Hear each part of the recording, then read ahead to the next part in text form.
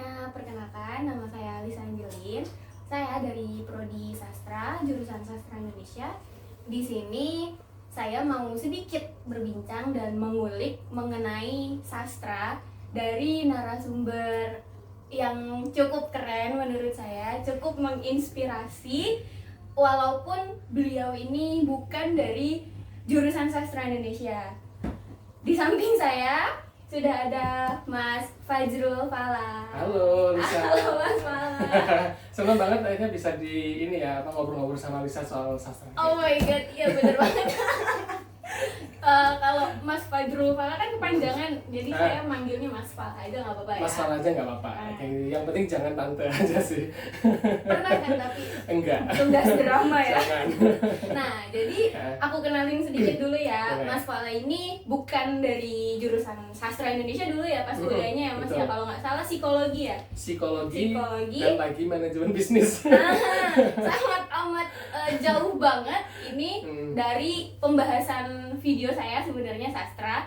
Cuman kembali lagi, beliau ini salah satu orang yang menginspirasi buat saya karena beliau ini cukup up to date ya mengenai perkembangan sastra, mengenai buku-buku yang dibaca, buku-buku sastra. Jadi saya memilih beliau. Senang sih karena akhirnya selama berapa tahun ya 5 tahun di Jakarta itu baru ada kali ini bisa ngobrol sastra lagi. Yeay.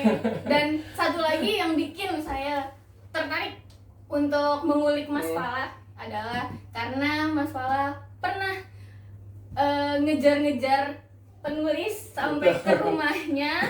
Ya, yang belum tentu saya bisa lakukan, saya sendiri yang di jurusan sastra ini bisa melakukan itu, sedangkan Mas Fala. Iya, karena lebih ke nekat sih waktu itu ya. Itu dia. Jadi saya mulai untuk pertanyaan pertama kali ya Mas Fala. Jadi bisa.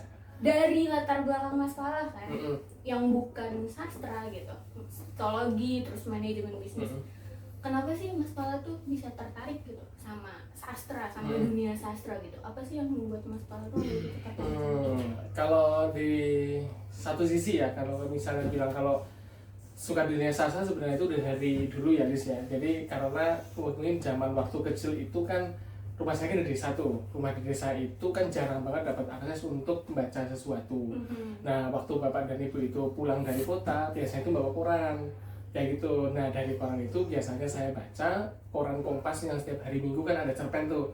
Nah, biasanya ngambil dari situ terus baca cerpen kayak gitu. Nah, terus memang apa ya, dari aku sendiri memang suka dunia bahasa sih sebenarnya kayak gitu. Jadi ketika misalnya membaca, kemudian ada diksi-diksi yang menarik, kemudian ada rima yang berulang di situ kayak gitu kan, itu jadi aku merasa punya kebahagiaan emosional di situ kayak gitu, atau kebahagiaan estetik lah katalah itu, mendapatkan keindahan dari kata-kata itu. Nah terus setelah itu ternyata coba tes IQ kayak gitu kan, ternyata hasilnya apa? Hasilnya Enggak bodong kan ya? enggak dong, jangan kayak gitu dong. Hasilnya ternyata memang direkomendasikan masuk kelas bahasa waktu itu ketika SMA kayak gitu. Akhirnya belajar kurang lebih 2 tahun kayak gitu di jurusan bahasa. oh sempat berarti ada latar-latar pendidikan bahasanya itu sempat ada Waktu SMA itu. Jadi memang selama 2 tahun itu belajar sastra Indonesia, kemudian belajar bahasa Mandarin, antropologi kayak gitu kan. Memang dari situ sebenarnya yang jadi seneng, plus dapat guru yang memang bisa membimbing gitu kan. Terus kemudian pas 3 itu kita bikin antologi puisi yang dicetak, kita kirim ke Perpusnas waktu itu kayak gitu. Nah setelah itu ya udah beranjak masuk ke Jogja. Nah di Jogja itu akhirnya ketemu dengan sastrawan-sastrawan besar di sana, di lokal di Jogja. Akhirnya makin seneng lagi sama sastra kayak gitu sih. Tapi emang Jogja tuh beneran banyak banget destinasi-destinasi yang sastra banget ya sih. Bener banget. Perpustakaannya sangat mendukung gitu. Betul kayak gitu. Karena kalau di Jogja itu yang namanya sastra, yang keindahan itu bukan bukunya, tapi orang-orangnya gitu. Jadi saya itu sudah mendarah daging ke orang-orang itu. Jadi setiap langkah-langkahnya, setiap gerak-geriknya itu kalau kita lihat ya itu bagian dari ekspresi sastranya kayak gitu. Seru kayak gitu Mas, kalau di Jogja itu. Rekomendasi berarti nanti kita ke Jogja. Iya, boleh. Tapi itu banyak yang udah meninggal sih. Ziarah berarti jadinya. Tapi kan ya walaupun orang udah meninggal kan karya-karyanya kan tetap. Nah itu betul, karena ada satu prinsip sastra itu Lis yang aku pernah dapat namanya scripta manent verba volant.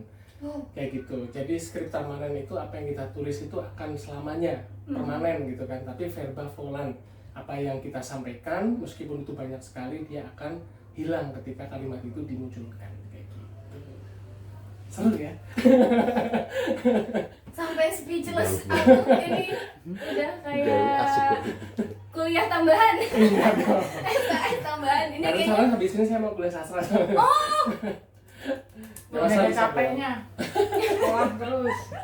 kan udah S2 nanti balik lagi Amin. S1 jadi Amin. sastra, bukan jadi mahasiswa kayaknya Mas.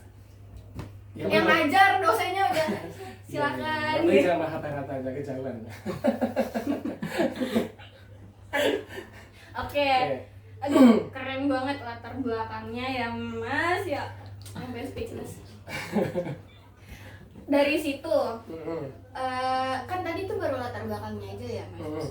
Kira-kira nih Mas Falah baca buku sastranya itu yang kayak gimana sih Mas? Kayak penulisnya, kayak siapa, terus novel-novel apa aja gitu yang dibaca gitu. Terus kayak lebih tema-tema itu yang kayak gitu. Oke, sebenarnya sih kalau dari genre apa yang aku baca kayak gitu ya, itu lebih kepada genre lama sebenarnya, Riz.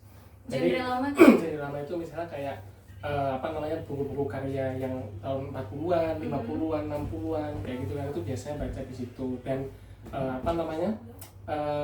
Kan ada yang suka kayak Lestari gitu ya, Oh, iya. science fiction misalnya Iya. seperti itu, aku nggak begitu senang kayak gitu kan, kamu terlalu mikir gitu ya.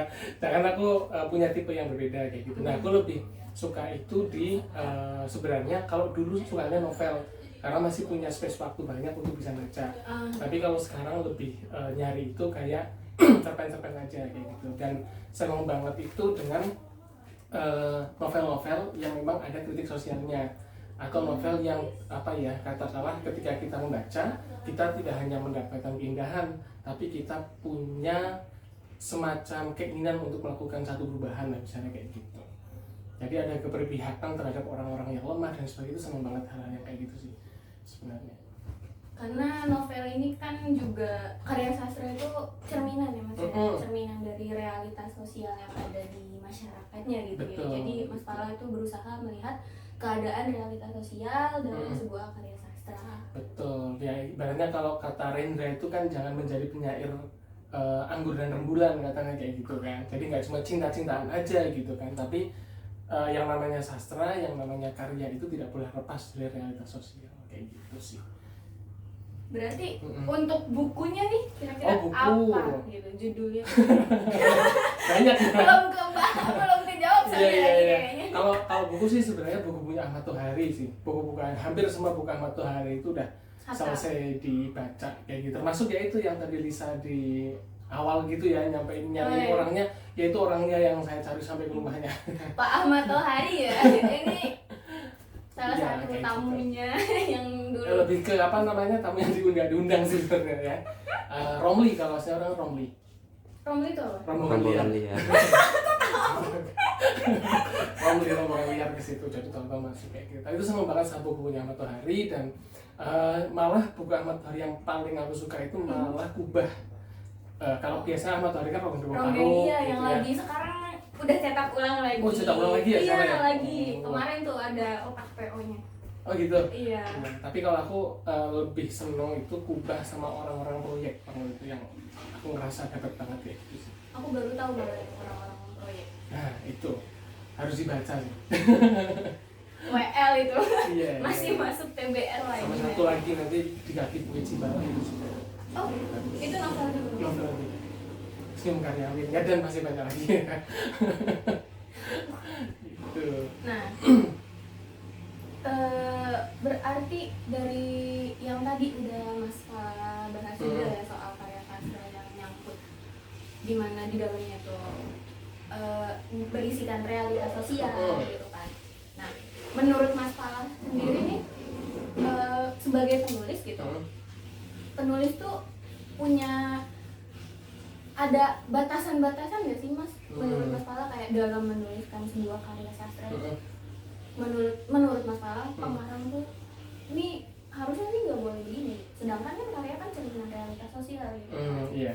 Kalau misalnya dalam menyampaikan di dalam sebuah karya itu penulis tuh dari di mana sih kuasa penulis itu dalam membuat sebuah karya sastra? Oke, sebenarnya sih kalau dibilang kuasa atas penulisan ya, mungkin ini sudut pandang aku sebagai penikmat ya, penikmat sastra, bukan sebagai penulisnya gitu kan. Tapi kalau aku pribadi ya Lis ya, ngelihat bahwa penulis itu bebas kok untuk sebebas-bebasnya menulis, tapi dia tidak akan bebas untuk menerbitkan. Jadi kalau misalnya mau nulis ya bebas aja, mau nulis seenaknya dia sendiri itu menurutku nggak apa-apa gitu kan, karena dia menulisnya seperti itu gitu kan. Tapi ketika kemudian dia itu diterbitkan atau tulisan itu menjadi konsumsi orang lain, nah itu yang kemudian harus betul-betul dipertimbangkan kayak gitu. Yang jelas setiap penulis itu kan punya idealisme, ya kan. Setiap penulis itu punya corak dalam penulisan sastranya itu seperti apa, kemudian isu yang akan diangkat itu juga seperti apa. Ketika proses penulis menurut aku ya silahkan bebas-bebas aja, tapi ketika nanti akan menjadi konsumsi publik kayak gitu kan, itu perlu dipertimbangkan. Kenapa? Karena kalau aku pribadi menganut paham bahwa tulisan itu harus dipertanggungjawabkan. Ya gitu, apa yang kita tulis itu kan kemudian kita sajikan kepada orang lain, dan bagaimana persepsi orang itu terhadap memandang satu kasus dari dasar yang kita tulis misalnya seperti itu pun juga menjadi tanggung jawab si penulisnya kayak gitu. Nah itu nasihat itu aku ambil dari salah satu sastrawan Jogja juga, namanya Pak Iman Budi Santosa. Beliau udah almarhum gitu, waktu itu menyampaikan seperti itu. Dan mungkin sedikit gambaran ya Lis ya, Pak Iman Budi Santosa itu dulu sempat menulis puisi. Beliau sempat menulis puisi yang isinya tuh benar-benar mengkritik orang, kemudian sudut pandang dia terhadap satu masalah. Tapi ketika beliau itu bertemu dengan gurunya yang namanya Umbulan Paranggi gitu ya, itu kertasnya disobek kayak gitu. Kenapa? Karena isi tulisannya itu bisa berpengaruh buruk terhadap orang yang membaca kayak gitu. Nah dari situ kemudian aku merasa bahwa setiap karya sastra itu juga perlu dipertanggungjawabkan, karena tontonan menjadi tuntunan kayak gitu. Gitu sih kalau menurutku ya. Kalau nulis aja bebas, tapi kalau ketika masuk ke konsumsi orang lain ya harus dipikirkan tanggung jawabnya kayak gitu sih. Keren banget ya guys, pokoknya tadi pemaparan yang udah disampaikan sama Mas Pala, dari pertama latar belakangnya kenapa bisa suka sama sastra gitu kan, terus penulisnya siapa aja, terus Mas Pala tuh lebih ke karya yang mana yang dibaca gitu kan, sampai pendapatnya tadi tentang kita sebagai penulis itu ranahnya tuh sampai mana gitu untuk menulis. Dan menurut Mas Pala ya kita bebas untuk menuangkan apa aja yang mau kita tulis, idealisme kita gitu. Cuman balik lagi nanti saat sudah dipublikasikan, sudah disampaikan kepada ranah pembaca, itu yang menjadi titik pentingnya Mas ya. Betul sekali. Sebelum mengakhiri nih Mas, kira-kira ada nggak sih kutipan yang Mas Pala suka gitu dari dari sastrawan yang udah Mas baca, atau dari pengalamannya Pala sendiri gitu? Oke Lis, jadi mungkin aku akan ambil dari puisinya Rendra yang ada di buku kalau nggak salah Orang-orang Khas Bitung. Gitu. Di satu baitnya itu bilang, jangan katakan cuma jika bicara tentang cinta. Itu aja.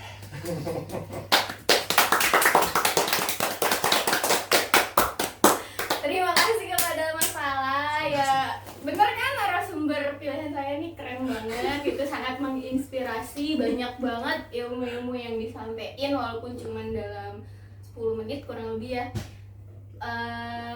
Kurang lebihnya mohon maaf. Saya Lisa Angelin dan narasumber keren saya Mas Fajrul Kala Wangsaguna pamit undur diri. Wassalamualaikum warahmatullahi wabarakatuh.